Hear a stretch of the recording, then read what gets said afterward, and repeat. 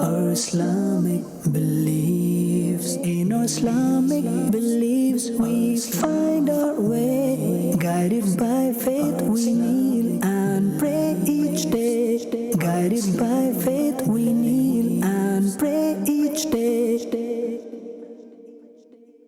الحمد لله رب العالمين والصلاة والسلام على سيد المرسلين أما بعد فأعوذ بالله من الشيطان الرجيم بسم الله الرحمن الرحيم والصلاة والسلام عليك يا رسول الله وعلى آلك وأصحابك يا حبيب الله الصلاة والسلام عليك يا نبي الله وعلى آلك وأصحابك يا نور الله. Welcome dear viewers to another episode of our program, Our Islamic Beliefs. Inshallah, just like the previous episodes, we'll be hearing about an important aspect and topic of Aqidah. Remember, Aqidah is so important in the life of a believer. It's the base. The Aqidah is not correct, if there's fasad, there's corruption in the Aqidah, the belief of a person, then anything that comes after, in terms of a'mal, in terms of actions, he will not benefit. So it's very, very important that the Aqidah of a Muslim is correct. He knows about dururiyatul deen, those things that are known by necessity in religion. He knows about the dururiyatul ahli sunnah, those aqaid, those beliefs and doctrines that are necessary to be adopted by a Muslim to be declared a Sunni, a Sahihul Aqidah Sunni Muslim. So inshallah, in this episode, we'll be hearing about an important topic, and that is the Day of Judgment. In previous episodes, we heard about Barzakh, this realm that a person enters when he dies. When a person leaves the world, when a person dies, then he enters into Barzakh, and we heard about how that realm can be a heavenly realm. A person's grave can turn into a garden from the gardens of paradise. We heard about these things. And after that realm, after staying in the grave for however long Allah Ta'ala wills, a person will be resurrected. A person will be answerable for his questions, and that is known as Qiyamah. Now remember, death, nobody denies death. Whether someone's a Muslim, or a non-Muslim, a believer of any other faith, or is not even a believer of any faith, he's an atheist. Nobody denies death. Death is a reality that nobody can deny, nobody can escape from. Although we have dalail, we have proofs for death in Quran and Hadith. In reality, you don't need to prove death to anyone, meaning that death will occur.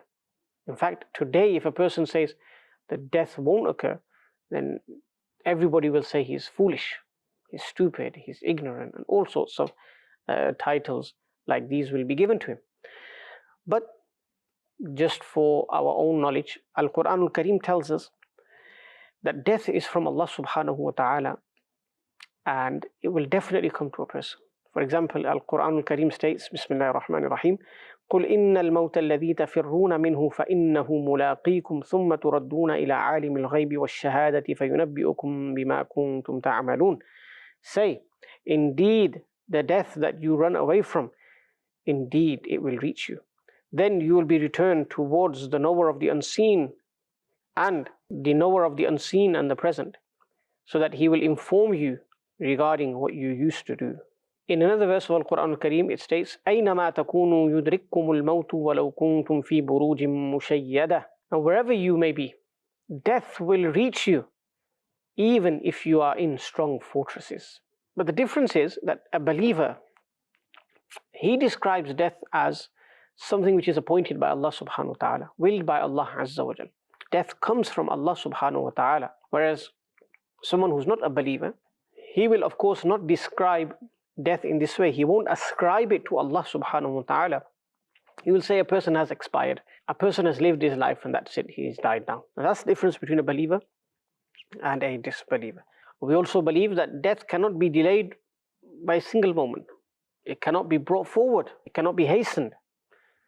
At the exact time that Allah subhanahu wa ta'ala wills, death will come to a person. And when a person dies, then the barzakhi life starts. The life of the grave, he's entered into his grave. There's the rituals of the grave. And there he stays for as long as Allah subhanahu wa ta'ala wills. And the grave is either rawdatun min riyadil jannah, a garden from the gardens of paradise, or a pit from the pits of hellfire. And then Qiyamah, Judgment Day, when a person will be resurrected. Before that, there will be many signs that will occur. The Hadith collection list and enumerate all those signs, major signs, minor signs. Or when those signs are fulfilled, including obviously the descent of Sayyidina Isa alayhi salam, the arrival of Imam Mahdi radiallahu anh, Dajjal will cause fitna on the earth, major signs will occur. Then Allah Ta'ala will cause the world to perish. Qiyamah will be established. Allah Ta'ala says in Al-Quran Al-Kareem, Kullu man alayha fan. This is Surah Ar-Rahman. Everything on the earth will perish. وَيَبْقَى وَجْهُ رَبِّكَ ذُو الْجَلَالِ وَالْإِكْرَامِ. Only Allah Ta'ala, the countenance of Allah Subhanahu wa Ta'ala will remain. The one who possesses might and honor. So everyone will perish. Humans, jinnat, angels, the heavens, the earth. And Allah Ta'ala says in another place, La ilaha illa hu. There's none worthy of worship except He, meaning Allah. Kullu shayin halikun illa wajha. Everything will perish except Allah Subhanahu wa Ta'ala. Lahul hukmu wa ilayhi turja'un. The hukm, the command is for Him, and towards Him you shall be returned. When Judgment Day takes place, when everything's perished, this resurrection, this doomsday, the Day of Judgment, this has been mentioned numerous times in Al-Quran Al-Kareem. Allah Ta'ala describes this in detail. And this is the aqeedah of a Muslim, that after dying, after the world perishes, we'll all be brought back to life. We'll all be resurrected. And a believer does not have doubt in this. And this particular aqeedah is so important in the life of a believer that ma'adullah, if someone doubts it, if someone denies it, he leaves the fold of Islam. One of the core tenets of faith is the belief in resurrection. Allah Ta'ala will revive the people. Accountability will take place. And those people who doubt it, disbelievers and others, they say, a person has perished, a person has decomposed. How can he be brought back to life? And the simple answer is, when a person did not even exist, Allah Ta'ala granted him existence and wujud. Allah brought him from Adam, non-existence, to wujud, existence. And everything's easy, but this is just for explanatory means. Everything is easy upon Allah Subhanahu wa Ta'ala, but this is for explanation purposes, that it's even easier for Allah Subhanahu wa Ta'ala to revive someone who had been in existence.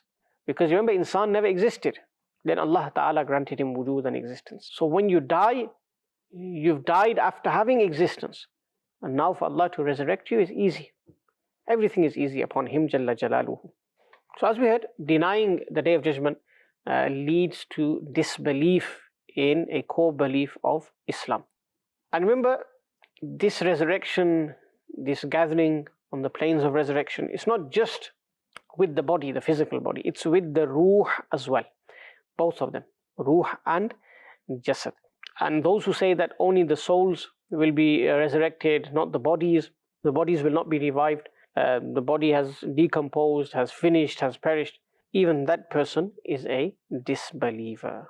Why? Because it's important to believe that both ruh, soul, and body, jism, will be resurrected. Only the soul will not be questioned, rather the soul and the body, the physical body as well. Only the soul will not be punished, rather the soul and the body, ma'adallah, will be punished for the one who Allah Ta'ala wills to punish. So it's just like the world. Right now, we're alive, we have a soul within us, we have the body as well. And in the same form, exact same form, a person will be resurrected, he will have body, and the soul will be in the body as well. And for those people whose bodies were devoured, consumed, for example, by wild animals, Allah Ta'ala will bring their dead bodies back to life, regardless of where they are. If someone drowned, his body reached the depths of the seas, again Allah Ta'ala will bring that body back to life. Let's listen to an account in this regard from Al-Quran Al-Kareem. Sayyidina Ibrahim alayhi salam is a great prophet of Allah Subhanahu wa Ta'ala, Khalilullah, an intimate friend of Allah Azza wa Jal. He said, Ya Allah, how will you revive the dead? Allah Ta'ala said to Ibrahim alayhi salam, do you not believe in this, that I can revive the dead? He said, why not? I believe in it, but I just want to see it with my eyes, so I attain certainty, so my heart gains that satisfaction of seeing it. Ainul yaqeen. Allah Ta'ala ordered Ibrahim alayhi salam to take 4 birds. He ordered him to sacrifice those birds and to mix their meat, their flesh together. 4 different birds. Then he was ordered to place the flesh of those birds, a bit of it, on the top of mountains. Keep the rest with him. And then he was ordered to call out to those birds. ثُمَّ دْعُوهُنَّ. They came running towards him. They flocked towards him.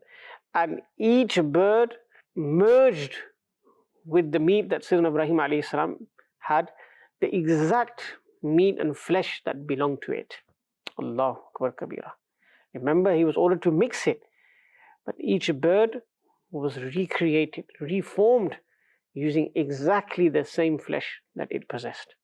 And then they began to fly as per normal. This is in Surah Baqarah. So this account should give us an idea that those people whose flesh has been devoured, those people who have drowned, Allah Ta'ala will still recreate them, revive them. He is all powerful. He is Qadir Mutlaq. How can one have doubt in this? When we have accounts like this in Al-Quran Al-Kareem to strengthen our iman, to show that He is the all-powerful Creator, Jalla Jalaluhu.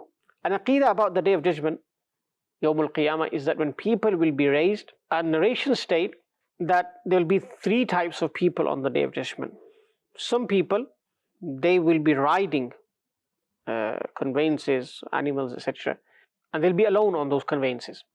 There'll be others who will be on those conveyances but not on their own, 3 people, 4 people, 5 people, however much Allah subhanahu wa ta'ala wills.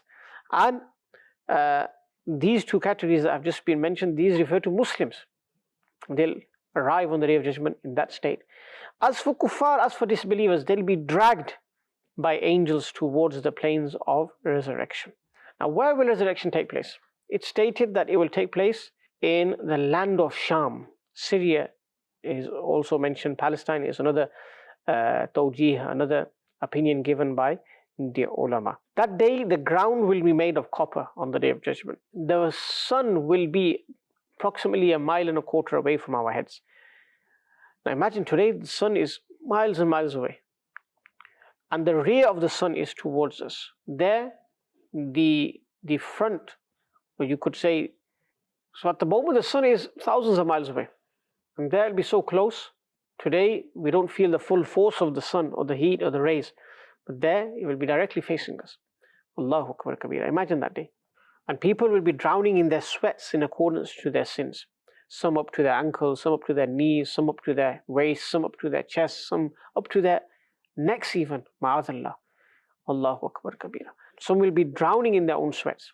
Another important belief regarding Yawm al-Qiyamah is that accountability will take place. And whoever denies accountability is a disbeliever. Obviously, even rationally speaking, every zulm, oppression that took place in the world, every wrongdoing, every usurping of right, all of these things, it must be the case that people whose violated rights are given back to them. Their rights are returned to them. They're rewarded somewhat for what they suffered in the world. And of course, that is the Day of Judgment. So accountability will take place. And we know that there are many, many people from the Muslims who will enter Jannah without accountability. The Prophet ﷺ said there are 70,000 people who will enter Jannah without accountability. Each one of them will have 70,000 people with them. Subhanallah. Approximately 5 billion. That's just one narration. Sayyidina Siddiq Akbar radiallahu anhu came to the court of the Prophet ﷺ and said, and we know that there are many Muslims who, unfortunately, due to their sins, due to not repenting before death, there are other Muslims mentioned in narrations who read tahajjud consistently. For the pleasure of Allah subhanahu wa ta'ala, they will also gain this blessing of entering Jannah without accountability. Then there will be awliyaullah, rahimahullah ta'ala, they will enter Jannah without accountability as well. Many will enter through the shafa'ah of the Prophet sallallahu alaihi wasallam without accountability. But nevertheless, accountability will take place of certain people. That's why we say, Allahumma hasibna hisaban yasira. Allah, make that accountability easy for us, if it is meant to be. But generally, you should do dua, Ya Allah, enter me into Jannah without accountability, with forgiveness.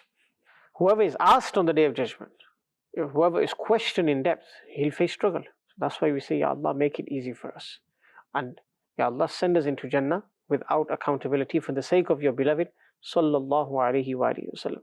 And as for those Muslims who, unfortunately, due to their sins, due to not repenting before death, will enter hellfire, ma'adallah, they'll be punished in accordance to their sins, and then eventually they will enter Jannah. Why? Because they have iman in their hearts. No believer will remain in hellfire, meaning from those who will enter hellfire. And no kafir, no disbeliever will enter Jannah. Can never be the case, because the shart, the condition for entrance into Jannah is what? Having iman in the heart. And it's important that we work towards gaining the blessings of Allah Azza wa Jalla in the hereafter, on the Day of Judgment. we perform righteous actions. We don't solely rely on other things. Yes, the shafa'a of the Prophet ﷺ will reach us, inshallah. Yes, the awliya Allah will intercede for their murids, their disciples, their devotees, yes. But they should never lead to a false sense of security and a person begins sinning. And ma'azallah, remember, sins are branches of kufr, some ulama have described. And it could lead to a person losing his faith. Many sins are like that, ma'azallah. So a person has to do what he can from his side. Perform righteous a'mal, fear Allah subhanahu wa ta'ala, do tawbah for the disobediences as well. This is how we attain the mercy of Allah subhanahu wa ta'ala in the hereafter. And this was the way of the Prophet ﷺ. He's the best of creation, yet he's worshipping Allah. His Sahaba, the best of people in their time, worship Allah day and night, sincerely. The awliya did the same. Until today, Muslims are doing the same. May Allah give us tawfiq to do so as well. On the Day of Judgment, book of deeds will be given to people. Those who take it in the right hand will enter Jannah. And those who take it in the left hand, they are impious, wicked people. And ma'adallah, they'll be punished in accordance to Allah's will. As for kuffar, the hand will thrust through their chests, come out their back, and this is how they'll be given their book of deeds. Na'udhu billah, astaghfirullah. And it'll be said to him, read what you did in the world. This is your book. We know the scales, the weighing scales, this is something that will take place on the Day of Judgment as well. Good and bad actions will be weighed. This is an aqeedah that we must believe in as well. And whoever's scales or pans of good deeds will be heavier, they will be blessed by Allah subhanahu wa ta'ala. And likewise, those whose sins will be heavier, they will be punished by Allah subhanahu wa ta'ala. So this was just briefly about the Day of Judgment, what will occur there, what will happen there. May Allah subhanahu wa ta'ala enable us to follow the Prophet sallallahu alaihi wasallam and prepare for the Day of Judgment. And may Allah Jalla wa Ala enable us to adopt the right aqeedah in regards to resurrection and the Day of Judgment. Ameen bijahin Nabil Ameen sallallahu alaihi wa alihi wasallam. Our Islamic beliefs, in our Islamic beliefs we find our way. Guided by faith we kneel and pray each day. Guided by faith